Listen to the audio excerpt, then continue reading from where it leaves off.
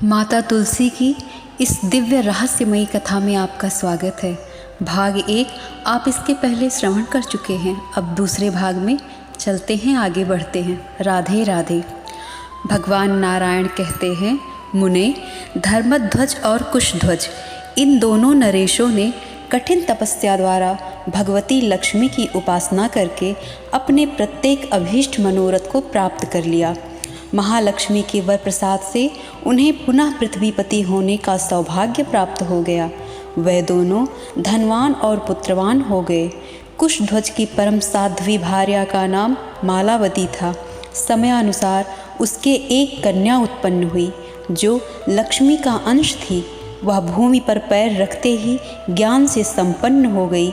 उस कन्या ने जन्म लेते ही सूतिका गृह में स्पष्ट स्वर से वेद के मंत्रों का उच्चारण किया और उठकर खड़ी हो गई। इसलिए विद्वान पुरुष उसे वेदवती कहते हैं।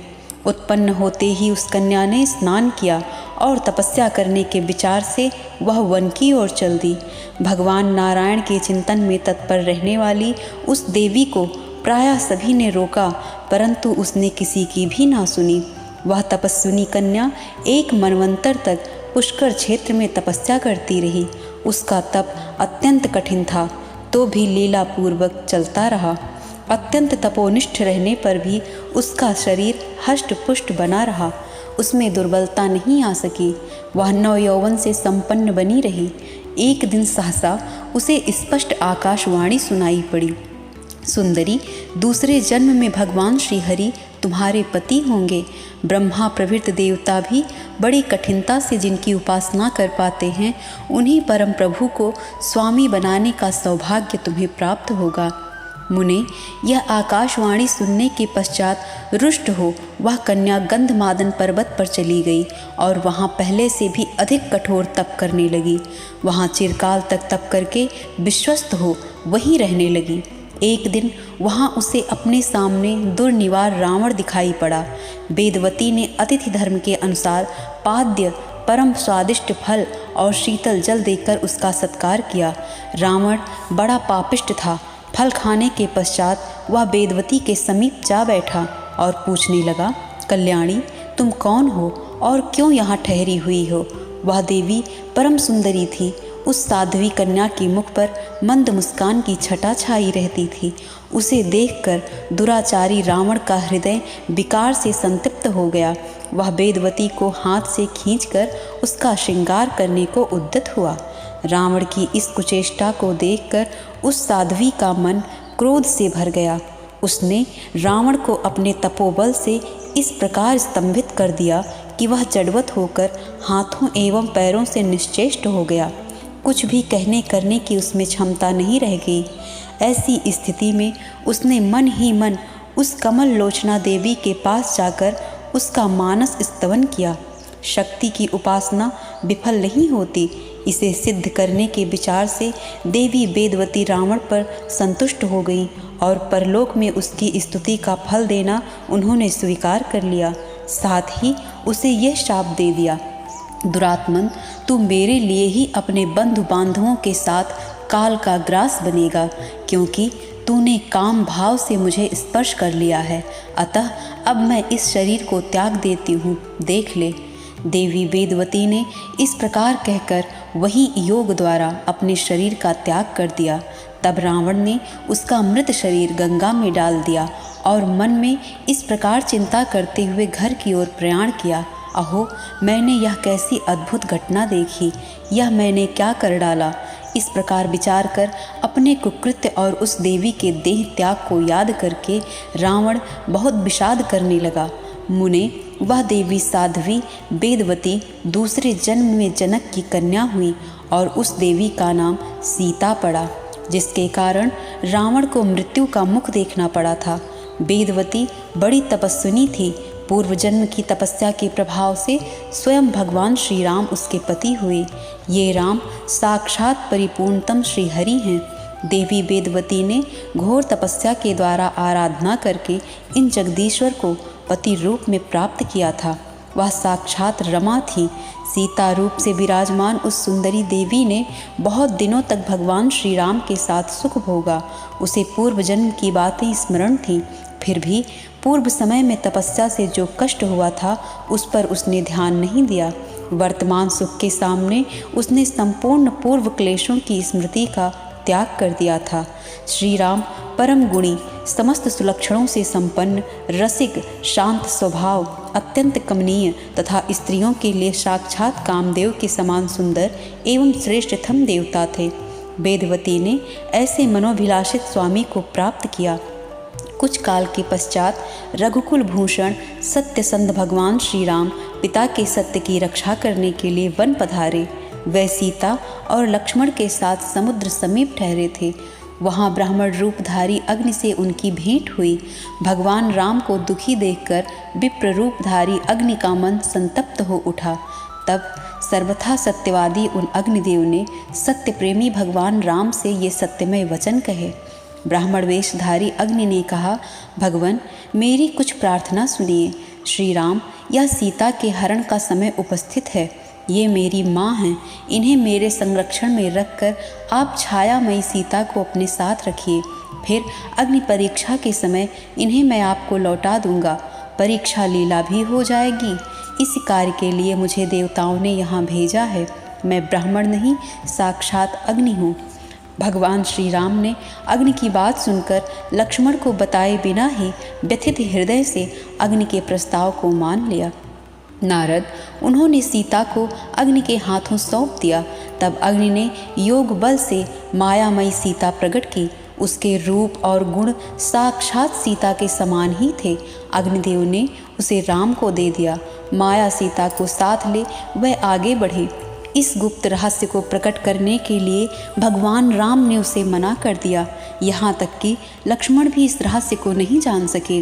फिर दूसरे की तो बात ही क्या है। इसी बीच भगवान राम ने एक सुवर्ण में मृग देखा। सीता ने उस मृग को लाने के लिए भगवान राम से अनुरोध किया। भगवान राम उस वन में जानकी की रक्षा के लिए लक्ष्मण को नियुक्त करके स्वयं मृग को मारने के लिए चल दिए। उन्होंने बाण से उसको मार गिराया। मरते समय उस माया मृग के मुख से हा लक्ष्मण यह शब्द निकला। फिर सामने श्री राम को देख उनका स्मरण करते हुए उसने सहसा प्राण त्याग दिए। मृग का शरीर त्याग कर वह दिव्य देह से संपन्न हो गया और रत्न निर्मित दिव्य विमान पर सवार होकर बैकुंठ धाम को चला गया। यह मारीच पूर्व जन्म में बैकुंठ धाम के द्वार पर वहाँ के द्वारपाल जय और विजय का किंकर था तथा वहाँ रहता था। वह बड़ा बलवान था। उसका नाम था जित। सनकादिकों के शाप से जय विजय के साथ वह भी राक्षस योनि में आ गया था। उस दिन उसका उद्धार हो गया और वह उन द्वारपालों के पहले ही बैकुंठ के द्वार पर पहुंच गया। तदंतर हा लक्ष्मण, इस कष्ट भरे शब्द को सुनकर सीता ने लक्ष्मण को राम के पास जाने के लिए प्रेरित किया। लक्ष्मण के चले जाने पर रावण सीता का अपहरण कर खेल ही खेल में लंका की ओर चल दिया। उधर लक्ष्मण को वन में देखकर राम विषाद में डूब गए। उसी क्षण अपने आश्रम पर गए और वहाँ सीता को ना देख विलाप करने लगे। फिर सीता को खोजते हुए वह बारंबार वन में चक्कर लगाने लगे। कुछ समय बाद गोदावरी नदी के तट पर उन्हें जटायु द्वारा सीता का समाचार मिला। तब वानरों को अपना सहायक बनाकर उन्होंने समुद्र में पुल बांधा। उसके द्वारा लंका में पहुंचकर उन रघुश्रेष्ठ ने अपने बाण से बंधु बांधवों सहित रावण का वध कर डाला। तत्पश्चात उन्होंने सीता की अग्नि परीक्षा कराई। अग्निदेव ने उसी क्षण वास्तविक सीता को भगवान राम के सामने उपस्थित कर दिया। तब छाया सीता ने अत्यंत नम्र होकर अग्निदेव और भगवान श्री राम दोनों से कहा, महानुभाव, अब मैं क्या करूँगी, सो बताने की कृपा कीजिए। तब भगवान श्री राम और अग्निदेव बोले, देवी, तुम तप करने के लिए अत्यंत पुण्यप्रद पुष्कर क्षेत्र में चली जाओ। वहीं रहकर तपस्या करना। इसके फलस्वरूप तुम्हें स्वर्ग लक्ष्मी बनने का सुअवसर प्राप्त होगा। भगवान श्री राम और अग्निदेव की वचन सुनकर छाया सीता ने पुष्कर क्षेत्र में जाकर तप आरंभ कर दिया। उसकी कठिन तपस्या बहुत लंबे काल तक चलती रही। इसके बाद उसे स्वर्ग लक्ष्मी होने का सौभाग्य प्राप्त हो गया। समयानुसार वही छाया सीता राजा द्रुपद के यहाँ यज्ञ की वेदी से प्रकट हुई। उसका नाम द्रौपदी पड़ा और 5 पांडव उसके पतिदेव हुए। इस प्रकार सतयुग में वही कल्याणी वेदवती कुशध्वज की कन्या त्रेता युग में छाया रूप से सीता बनकर भगवान श्री राम की सहचरी तथा द्वापर में द्रुपद कुमारी द्रौपदी हुई। अतएव इसे त्रिहायणी कहा गया है। तीनों युगों में यह विद्यमान रही हैं। नारद जी ने पूछा, संदेहों के निराकरण करने में परम कुशल मुनिवर द्रौपदी के 5 पति कैसे हुए? मेरे मन की यह शंका मिटाने की कृपा करें। भगवान नारायण कहते हैं, नारद, जब लंका में वास्तविक सीता भगवान श्री राम के पास विराजमान हो गई, तब रूप और यौवन से शोभा पाने वाली छाया सीता की चिंता का पार न रहा। वह भगवान श्री राम और अग्निदेव के आज्ञानुसार भगवान शंकर की उपासना में तत्पर हो गई। पति प्राप्त करने के लिए व्यग्र होकर वह बार बार यही प्रार्थना कर रही थी कि भगवान त्रिलोचन मुझे पति प्रदान कीजिए। यही शब्द उसके मुँह से 5 बार निकले। भगवान शंकर परम रसिक हैं। छाया सीता की यह प्रार्थना सुनकर वह मुस्कुराते हुए बोले, तुम्हें 5 पति मिलेंगे। नारद, इस प्रकार त्रेता की जो छाया सीता थी वही द्वापर में द्रौपदी बनी और 5 पांडव उसके पति हुए। ये सब जो बीच की बातें थीं सुना चुका। अब जो प्रधान विषय चल रहा था वह सुनो। भगवान राम ने लंका में मनोहारिणी सीता को पा जाने के पश्चात वहाँ का राज्य विभीषण को सौंप दिया और वे स्वयं अयोध्या पधार गए। अयोध्या भारतवर्ष में है। 11,000 वर्षों तक भगवान श्री राम ने वहाँ राज्य किया।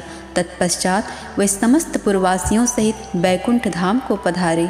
लक्ष्मी के अंश से प्रादुर्भूत जो वेदवती थी वह लक्ष्मी के विग्रह में विलीन हो गई। इस प्रकार पवित्र आख्यान मैंने कह सुनाया। इस पुण्यदायी उपाख्यान के प्रभाव से संपूर्ण पाप नष्ट हो जाते हैं। अब धर्मध्वज की कन्या का प्रसंग कहता हूँ, सुनो। ये अध्याय यहीं समाप्त होता है। कमेंट में जय तुलसी माता ज़रूर लिखा कीजिए। आगे के प्रसंग में हम भगवती तुलसी के प्रादुर्भाव का प्रसंग सुनाएंगे। हमारी कथा सुनते रहिए। चैनल को सब्सक्राइब ज़रूर कीजिए। राधे राधे।